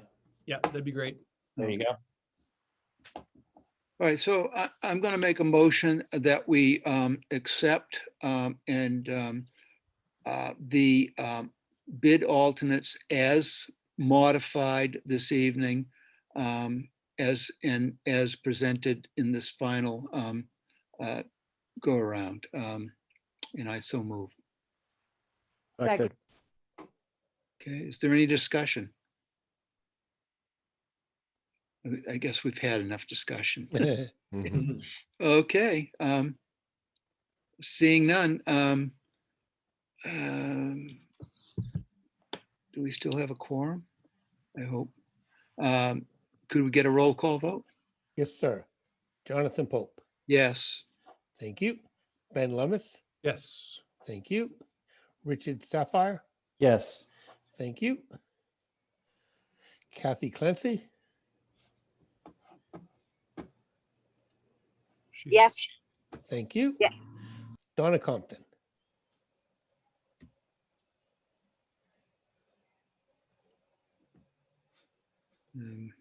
Is Donna still on? I don't see her. Okay, well, maybe we can come back if she's rebooting. John Dunn. He's gone. He's gone. Okay. Gary Frisch. Yes. Thank you. Matt Fusco. Yes. Thank you. Grant Harris. Yes. Thank you. Joe Lucido. Yes. Thank you. Amy Pasquarello. Yes. Thank you. And Kathy Eunice. Yes. Thank you. All right. It carries unanimously, 10 in favor. And thank you very much. Is there anything else that needs to be said before we adjourn? Oh, a couple things. Just a few updates. On communications, we've done communications recently to 2 neighborhoods. One was the Vets neighborhood. Thank you to John Rich and his team for getting out. John, how many flyers you guys think you distributed? You got a round number, estimate on that? We gave out 130 and we ran out. I got to do, and I'm printing out some right now. Sorry, it's a little noisy. Printing out another 25. So it'll be 150 flyers. Great, excellent. And we did that 9 different streets around the area there. And then also in the St. Anne's neighborhood, we sent letters to the residents who live in that neighborhood, telling them that we're coming and we're going to be there for a couple of years. I had a nice conversation today. Melissa Cox and I and Adam Mayo, we did one of our bus drivers, John, one of our bus drivers, did pilot run of the buses in the neighborhood, you know, the bus, and driving in the neighborhood, making the turns. Melissa, Councilor Cox is helping us move forward with the ordinance change. I think it's ordinance to allow for some different parking and traffic pattern there. Very limited changes, very much the same we did when West Parish was there. But we did a dry run with the bus, and that looks quite smooth actually, especially with the sort of slightly modified parking change we make. And then had a chance to visit with one of the owners of Yellow Sub today, and made sure that she knew we were coming and aware of the changes. Her children actually went through veterans a while back, and so she's very excited that the school's going to be there. And she was just great. It was great to meet with her. Name is Fatima. Great to meet with Fatima today. Had a chance to talk with her. So that's going ahead. And then also want to give the committee update just on a couple recent updates. Conservation Committee hearing. Was it next Wednesday? Next Wednesday. We had one last week, and really appreciate the project team, Michelle and Brad and their team, just making a quick turnaround on the response from third-party review. That was received very well, both from us in terms of getting feedback from the commission, but also our responses to them were received very well. And we expect we're back in front of them next week on the 4th, and are thinking good thoughts about proceeding and getting an order of condition from them. And then also gave Tuesday night, an update to the city council on the project in terms of timing and sort of a 2-month look ahead and where we are. And just remind folks here that next week abatement begins. A week after that or so, and if someone's got to correct me if I start saying things wrong. About a week after that, a little more than a week after that, the fence will go up around the veterans, the property, and then we'll continue to do work preparing for demolition, which should be late August, early September. How's that? Anybody want to chime in on that or adjust, correct, clarify? Well done. Okay, all right. Just want to make sure that. Perfect, Ben, perfect. Thanks. Want to make sure that the building committee is in the loop just as much as everyone else. So, but obviously, we're really at the verge here. Things are really rolling along, both in St. Anne's. Teachers are ready. Matt wants a week there on his own next week. We're giving him that so we can finalize some things. And then he's got a great plan for welcoming teachers in the following week, the week of August 9th, and helping them get situated. And then they'll be able to spend the rest of the month as they want, whenever they want, to come in and finish up their room. So just really appreciate the work DPW has done, the work that WT Rich has done, the work the diocese has done in getting over at St. Anne's today, looking around every room with Matt. And then also a couple more thanks. Phil Muller from Phil's with WT Rich, right? Yes. Yep. Hard to keep track of you guys sometimes, but he's just doing a great job working with Matt, working with Brian on the punch list, on the last things with on the punch list for veterans. And then I'd also Phil distributed all those flyers too, I have to say, Ben. I have to put a plug in for Phil. Right. He's a Gloucester resident as well. He certainly is. Long time. Yep. Long time. Not like me, newbie. And then just the last piece on this, I thank them in front of the city council. I want to thank them again. Really want to thank the staff and educators from all the folks at Veterans, and Matt especially, really organized and led the packing and what led to, and all the organization, which led to a very smooth move out of Veterans a couple weeks ago over to St. Anne's. And Matt, just really appreciate your ongoing and never-ending effort, work, and leadership on this. You've been doing a fantastic job and really appreciate it a ton. Thank you. Yeah, Appreciate that. yeah, just things are really rolling along right now, and it's great to see, and great that we're gonna keep on making progress on this very, very, very important public project. Anything else? Do we have a motion to adjourn? So moved. Second. Could we have a roll call vote? Jonathan Pope, Yes. thank you. Ben Levis, Yes. thank you. Richard Sapphire, Yes. thank you. Kathy Clancy,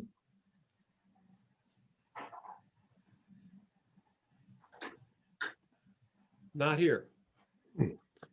Donna Compton, Not here. John Dunn's not here. Gary Frisch, Yes. thank you. Matt Fusco, Yes. thank you. Grant Harris, Yes. Joe Lucido, Yes. thank you. Amy Pascarello, Yes. thank you. And Kathy Eunice, Yes. thank you. Unanimous. Thank you very much.